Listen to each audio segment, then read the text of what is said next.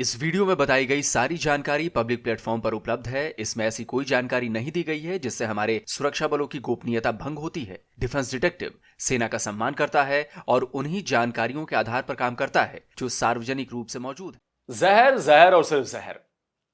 क्या यह समझा जाए कि ज्यादातर मुसलमानों में केवल जहर ही भरा है? कभी वो यहूदियों के खिलाफ जहर उगलते हैं तो कभी हिंदुओं के खिलाफ जहर उगलते हैं। क्या यह बात सच है और इसमें कितनी सच्चाई है? क्या नफरत ही उनकी जिंदगी का इकलौता मकसद है? ऐसी नफरत जिसमें आप किसी भी बेगुनाह की जान लेने पर आमादा रहते हैं। और ये सवाल मैं नहीं पूछ रहा, ये सवाल अब पूरी दुनिया में पूछा जा रहा है। नमस्कार दोस्तों, डिफेंस डिटेक्टिव के एक और नए एपिसोड में आप सभी का स्वागत है। मैं हूं आलोक। दोस्तों, आप इलाज के लिए मान लीजिए किसी अस्पताल में जाते हैं और वहां का डॉक्टर या नर्स आपकी जान का दुश्मन सिर्फ इसलिए बन जाए क्योंकि आप उसके रिलीजन के नहीं हैं, आप किसी दूसरे रिलीजन से ताल्लुक रखते हैं, या फिर आप उस कंट्री के हैं जिसको वो डॉक्टर या नर्स अपना दुश्मन देश मानते हो, तो क्या होगा? सोचिए, जिस डॉक्टर और नर्स की जिम्मेदारी है मरीज की जान बचाने की, वही अगर उनकी जान लेने की ठान ले तो फिर क्या होगा? और वो भी धर्म के आधार पर, नफरत के आधार पर। तो ऐसी एक चौंकाने वाली और डराने वाली खबर आई है ऑस्ट्रेलिया से, जिस पर पूरी दुनिया में बवाल मचा हुआ है। God forbid. I won't treat them. I'll kill them. You have no idea how many Israeli Khara dog came to this hospital and I sent him to Jahannam. I For literally real? sent him to Jahannam. इस video ने Australia में खलबली मचा दी है। Media से लेकर संसद तक में हंगामा मचा हुआ है। इस वीडियो ने ऑस्ट्रेलिया में बढ़ते एंटी सेमिटिज्म के साथ साथ डॉक्टर और नर्स जैसे पेशे पर भी सवाल उठा दिए हैं। तो सबसे पहले आपको बताता हूं कि हुआ क्या है, क्यों ऑस्ट्रेलिया में एंटी सेमिटिज्म को लेकर बवाल हो रहा है, क्यों डॉक्टर और नर्स के नाम पर हंगामा बरपा है। इस बवाल की शुरुआत हुई एक ऑनलाइन चैट वीडियो से। मैक्स वेफर एक इजरायली कंटेंट क्रिएटर हैं। यूट्यूब, इंस्टाग्राम समेत कई सोशल मीडिया प्लेटफॉर्म्स पर वो अपने वीडियोस पोस्ट करते हैं। वो अपने वीडियोस में अलग अलग देशों के लोगों से बात करते हैं और उनके साथ प्रैंक करते हैं। इसके लिए वो चैट रूलेट नाम के प्लेटफॉर्म का इस्तेमाल करते हैं, जिसमें यूजर रैंडमली किसी भी देश के यूजर से वीडियो चैट कर सकता है। मैक्स इस बातचीत को रिकॉर्ड कर अपने सोशल मीडिया अकाउंट्स पर पोस्ट करते हैं। तो ऐसे एक चैट में उनकी बात हुई ऑस्ट्रेलिया के एक हॉस्पिटल में काम करने वाले 2 नर्सिंग स्टाफ से। और जब बातचीत के दौरान मैक्स ने यह बताया कि वो इजराइल के रहने वाले हैं, तो दूसरी तरफ मौजूद दोनों नर्सिंग स्टाफ एकदम से अग्रेसिव हो गए। और फिर सुनिए उन्होंने क्या कहा। How are you, man? Good, how are you, my man? Pretty good. Are you a nurse, a doctor? I'm a doctor, my man. A doctor for what? In hospital. What about you? Where you from? I'm from Israel, from the Holy Land. Right. You know what? I'm gonna be really honest with you. All right. I'm gonna be really honest with you. You actually got a really, really beautiful eyes. Thank you, But man. I'm so upset that you're Israeli. Like, eventually you're gonna get killed and you're gonna go to Jahannam, inshallah. You But like think? these pretty eyes, they should stay in this world for longer. Why do you Like, think? I Why saw- do you think I'm gonna get killed? It's Palestine's country, not your Hello. country, you piece How are you? Shit. What's your name? One day, One day. one day, your time will come and you will die the most. How are you doctors? Wait. I want you to remember my face. Okay, so okay. You can understand Gotcha. That you will I have die a question the most though. disgusting death. All right, for sure. I have a question though. I have a question. Let's say an Israeli. I God won't forbid. treat them. I won't treat them. I'll kill them. You'll kill them? So if an Israeli is in Australia and God forbid something happened to him and he comes Not to your God forbid, hospital, I hope to God. would you kill him? You have no idea how many Israeli Khara dog came to this hospital and I sent him to Jahannam. I For literally real? sent him to Jahannam. एक random chat के दौरान Australia के ये दोनों nursing staff सीधे सीधे Israeli patients की जान लेने की बात कर रहे हैं। फिलिस्तीन को लेकर ये इतने आक्रामक हो चुके हैं कि जिन्हें ये नहीं जानते उसकी भी मौत की दुआ मांग रहे हैं। लेकिन हुआ क्या? हुआ ये कि जब मैक्स ने उनके साथ चैट का ये वीडियो अपने टिकटॉक अकाउंट पर पोस्ट किया तो ऑस्ट्रेलिया में खलबली मच गई। ऑस्ट्रेलिया की मीडिया में हड़कंप मच गया। अमेरिकी मीडिया में यह खबर हेडलाइन बन गई। इस वीडियो के वायरल होने के बाद ऑस्ट्रेलिया में रहने वाले यहूदी समुदाय ने अस्पतालों में यहूदियों की सुरक्षा को लेकर चिंता जाहिर कर डाली। ऑस्ट्रेलियाई पुलिस ने फौरन वीडियो में दिख रहे दोनों नर्सिंग स्टाफ के बारे में पता करना शुरू कर दिया। पता चला कि दोनों आरोपी सिडनी के बैंक्सटाउन लिडकॉम हॉस्पिटल में काम करते हैं और पता चलते ही ऑस्ट्रेलियाई पुलिस हॉस्पिटल पहुंच गई। New South Wales health department ने मामले की तफ्तीश शुरू कर दी। मामला इतना गंभीर हो गया कि ऑस्ट्रेलिया के प्राइम मिनिस्टर एंटनी अल्बनीज ने पार्लियामेंट में इस बात पर उन्हें बयान देना पड़ गया। उन्होंने ऐसे बयानों को न केवल अस्वीकार्य बताया बल्कि इसके खिलाफ सख्त कार्रवाई की बात भी कही। I have seen this anti-Semitic video. It's driven by hate and it's disgusting. The comments are vile, the footage is sickening and it is shameful.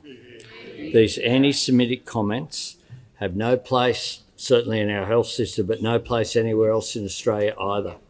These individuals, the New South Wales government has acted, the New South Wales Health Minister, they've been stood down by the New South Wales authorities. They've rightly been referred to the New South Wales Police for criminal investigation. किसी मुद्दे पर prime minister का parliament में बयान देना ही ये बताता है कि यह मामला कितना गंभीर है। असल में यह ऑस्ट्रेलिया पर किसी दाग से कम नहीं है। यह वीडियो ऑस्ट्रेलिया में यहूदियों के खिलाफ बनते और बिगड़ते माहौल की चेतावनी दे रहा था। इसलिए ऑस्ट्रेलिया की गवर्नमेंट किसी भी सूरत में इसे हल्के तौर पर लेने के मूड में नहीं थी। इसलिए ना केवल जांच इसकी शुरू की गई बल्कि एक्शन भी ताबड़तोड़ लिए जाने लगे। New South Wales health department की जांच के साथ साथ बैंक्सटाउन लिडकॉम हॉस्पिटल मैनेजमेंट ने भी अपने पेशेंट्स के रिकॉर्ड खंगालने शुरू कर दिए ताकि ये पता चल सके कि क्या वाकई पेशेंट इन दोनों नर्सिंग स्टाफ की नफरत का शिकार तो नहीं हो गया। गनीमत रही कि अस्पताल को इस बात के कोई सबूत नहीं मिले, यानी ऐसा कोई केस नहीं मिला जिसमें पेशेंट को जानबूझकर नुकसान पहुंचाने की बात सामने आई हो। स्टेट हेल्थ मिनिस्टर रियान पाक ने कहा कि यह सुनिश्चित करने के लिए संपूर्ण जांच की जाएगी कि किसी मरीज पर इसका गलत असर नहीं हुआ है। लेकिन अस्पताल के रिकॉर्ड की त्वरित जांच में कुछ भी असामान्य नहीं पाया गया है। लेकिन हेल्थ डिपार्टमेंट ने दोनों आरोपी नर्सिंग स्टाफ को सस्पेंड कर दिया। दोनों के खिलाफ क्रिमिनल केस शुरू कर दिया गया है। इसके साथ ही दोनों आरोपियों के ऑस्ट्रेलिया के किसी भी अस्पताल या क्लिनिक में काम करने पर भी रोक लगा दी गई है। देखिए, मेडिकल का पेशा दुनिया भर में बहुत सम्मान की नजर से देखा जाता है, फिर चाहे वो डॉक्टर हो या फिर अस्पताल का नर्सिंग स्टाफ। अस्पताल आने वाले मरीजों का इलाज और उनकी देखरेख का जिम्मा इन्हीं का होता है। दवाइयां देना, इंजेक्शंस लगाना। बीमार से बीमार मरीजों को डॉक्टर और नर्सिंग स्टाफ की केयर भला चंगा कर देती है, ठीक कर देती है उन्हें। लेकिन अगर यही लोग नफरत से भर जाएंगे तो फिर अस्पताल शमशान में बदल जाएंगे। अब ऑस्ट्रेलिया में भले ही इन दोनों नर्सिंग स्टाफ ने किसी इजरायली पेशेंट की जान नहीं ली, लेकिन इनकी नफरत देखकर इस बात से इनकार किया जा सकता है कि वो आज नहीं तो कल किसी पेशेंट को नुकसान नहीं पहुंचा सकते, या आज नहीं तो कल वो अस्पतालों को कब्रिस्तान में नहीं बदल सकते। लेकिन आपको पता है, इन दोनों आरोपी नर्सिंग स्टाफ के सपोर्ट में भी बहुत सारे लोग उठ खड़े हुए हैं और उसकी वजह है कि ये दोनों आरोपी मुसलमान हैं और डिफेंड किया जाने लगा इन्हें। यह है अहमद रशाद नादिर और यह है सारा अबू लिब्दे। इजरायली पेशेंट्स को मार डालने की बात करने वाले दोनों ऑस्ट्रेलियाई नर्सिंग स्टाफ मुस्लिम हैं। जब मीडिया पर्सन्स सारा के घर इस मामले को लेकर जानकारी हासिल करने पहुंचे तो पूरा परिवार हमलावर हो गया। Get the fuck off my property! I'm on public property. Right now! What? I ain't give a shit! Get the fuck off I'm my on public property. Do you now! what do you have to say about the I ain't give a allegations shit. that Sarah? Move! Excuse me, Sarah. Move! What are the mate, what do you guys have to say about? Don't touch me! Don't touch me! Don't touch me! well, don't. Listen, please, I'm on just- public. I'm on public land. That's fine. That's Mate, fine. what do you have to say about what Sarah said? Nothing. Why not? Because no one is welcome to But my house. why is she threatening to kill She's not threatening Israeli anybody. people? She's bloggers के साथ मारपीट की कोशिश की गई, यहां तक कि एक ब्लॉगर का फोन तक छीन लिया गया। Was I on the phone? Mate, Was I on the phone? don't stop walking towards me. Hey, don't, mate. Listen to me, brother. All right, okay. I need my phone back. इतना ही नहीं, Ahmad Rashad और सारा के support में अब लोग मुस्लिम card भी खेलने लग गए हैं। इस्लामोफोबिया और एंटी मुस्लिम प्रोपेगेंडा की दलील देने लग गए हैं। रामिया सुल्तान ऑस्ट्रेलियन लॉयर हैं। मूल रूप से वो फिलिस्तीन के रहने वाली हैं और जाहिर है वो फिलिस्तीन को लेकर प्रोटेस्ट भी करती रहती हैं। इंस्टाग्राम पर वो द हिजाबी लॉयर के नाम से जानी जाती हैं। तो उन्होंने इंस्टाग्राम पर अहमद और सारा के सपोर्ट में एक वीडियो पोस्ट किया और आरोप लगाया कि दोनों को उकसाने की कोशिश की गई। So I take it that most of us would have now been exposed to the video that's circulating concerning the two Sydney-based nurses who were engaged in a conversation with an Israeli blogger.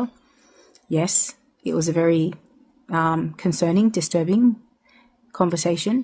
However, without doubt, it would have been provocative. It would have been one intended to entrap these two contributors. And let me tell you, for someone who's been involved in the movement, we have heard and seen far worse come from the other side. We have had threats. We have had blatant killing, a genocide. We had hospitals completely held hostage, massacred, a live genocide being live streamed, and complete silence by media outlets, by our leadership here. And here you have a social media interaction, miraculously surface on all media outlets and become a big issue. We've seen far worse. Now, regardless of this, my message is to young people in particular.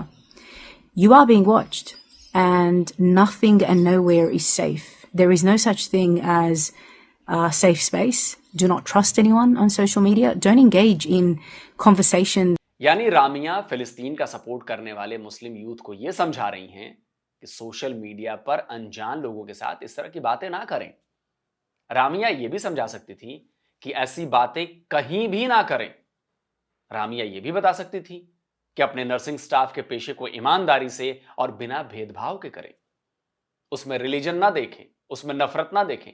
लेकिन इन लोगों के लिए ये सारी बातें फिजूल हैं। ये केवल विक्टिम कार्ड खेलकर अपने आप को पाक-साफ साबित करने की कोशिश में जुटे रहते हैं। लेकिन हर जगह इन्हें नाकामी ही हासिल हो रही है। नफरत और जहर की खेती करने वाला एक दिन खुद भी उसी की चपेट में आ जाता है। तो ऐसे लोगों के साथ वही हो रहा है। दोनों ऑस्ट्रेलियाई नर्सिंग स्टाफ की नौकरी जा चुकी है, क्रिमिनल केस शुरू हो चुका है। तो इस नफरत की वजह से उनकी लाइफ की बैंड तो बच गई ना, और अब पूरे ऑस्ट्रेलिया में उन्हें कहीं नौकरी नहीं मिलेगी। उनका नाम चेहरा पूरी दुनिया में दिखा दिया गया है। उनको किसी भी दुनिया के हॉस्पिटल में नौकरी नहीं मिलेगी, बशर्ते वो किसी मुसलमान कंट्री में ना हो या किसी मुस्लिम देश में ना हो, मतलब मुस्लिम देश में ना हो या किसी मुसलमान के हॉस्पिटल में ना हो। आने वाले वक्त में यह भी हो सकता है कि मुसलमानों की तरफ से इनकी फैमिलीज को सपोर्ट किया जाए, पैसे भेजे जाए, फंड्स भेजे जाए, डोनेशंस भेजे जाए, इनकी नौकरी लगवाई जाए किसी न किसी मुसलमान देश के हॉस्पिटल में, और यह होगा, यह बिल्कुल होगा। सवाल यह है कि नफरत कब तक, और इतनी नफरत क्यों? जरा सा सोचिए, मैं एक बात कहता हूं, यही नफरत अगर सामने वाले दूसरे रिलीजन के लोग भी इसी तरह से निकालने लगे तो क्या होगा इस दुनिया में? ये दुनिया वैसे ही अभी रहने के लायक बहुत कम बची है। अगर बदला लेने पे कोई आ जाए, अब यहूदी किसी मुसलमान, यहूदी डॉक्टर देख रहा हो किसी मुसलमान को, वो उसकी जान के पीछे पड़ जाए, हिंदू किसी मुसलमान की पेशेंट के पीछे पड़ जाए। पाकिस्तान के तो सैकड़ों लोगों की जान हमारे डॉक्टरों ने फ्री में बचाई है। हमने तो यहां पे कभी रिलीजन आड़े नहीं आने दिया कि हिंदू डॉक्टर ने क्यों मुसलमान बच्चे की या बच्ची की या किसी बड़े की जान बचाई। हमने तो कभी नहीं सोचा ऐसे। आपने क्यों सोचा ऐसे? और मैं ये सारे मुसलमानों के लिए नहीं कह रहा हूं, मैं इन जैसी सोच रखने वाले रेडिकल मुसलमानों के लिए कह रहा हूं, जो नर्सिंग स्टाफ और डॉक्टर के पेशे। मुझे याद आ रहा है पाकिस्तान में भी शायद एक घटना हुई थी कोई, कि एक हिंदू मां थी, नवजात बच्चे को डॉक्टर ने उसका गला काट दिया था। इतनी नफरत लेकर कहां जाओगे यार? सोचिए कभी इस बारे में। और मैं उन मुसलमानों से कहना चाहूंगा जो शरीफ हैं, जो अच्छे लोग हैं, जिनकी नीयत अच्छी है, आप लोग चुप नहीं रहना चाहिए। आप लोगों को इसका विरोध करना चाहिए कि यह सोच गलत है। वरना अगर कोई आपके खिलाफ बदला लेने आएगा तो ये नहीं देखेगा कि ये अच्छा मुसलमान था कि बुरा मुसलमान था, या अच्छा क्रिश्चियन था कि बुरा क्रिश्चियन था, या अच्छा हिंदू था या बुरा हिंदू था। फिर तो बदले में सब अंधे हो जाएंगे। दोस्तों, आप क्या कहते हो इस वीडियो पर? इस वीडियो को ज्यादा से ज्यादा लाइक करिए, ज्यादा से ज्यादा शेयर करिए, और जिन दोस्तों ने अभी तक डिफेंस डिटेक्टिव को सब्सक्राइब नहीं किया है तो भाई चैनल को सब्सक्राइब करिए और साथ में बेल आइकन जरूर प्रेस कीजिए, जिससे हमारे द्वारा अपलोड किए गए हर वीडियो की जानकारी आप तक फौरन पहुंच जाए। जल्दी मिलता हूं एक और नए वीडियो के साथ। नमस्कार, जय हिंद। तो अगर आप चाहते हैं मुझसे बात करना, मुझसे कोई सवाल पूछना, तो फैन कॉल पर आप मुझसे कनेक्ट हो सकते हैं। फैन कॉल में ये सुविधा है कि आप अपने हिसाब से वहां पर जाकर टाइम स्लॉट बुक कर सकते हैं कि आपको फलाने दिन मुझसे बात करनी है, फलाने टाइम पे मुझसे बात करनी है। लेकिन ये भी बता दूं कि ये पेड सर्विस है,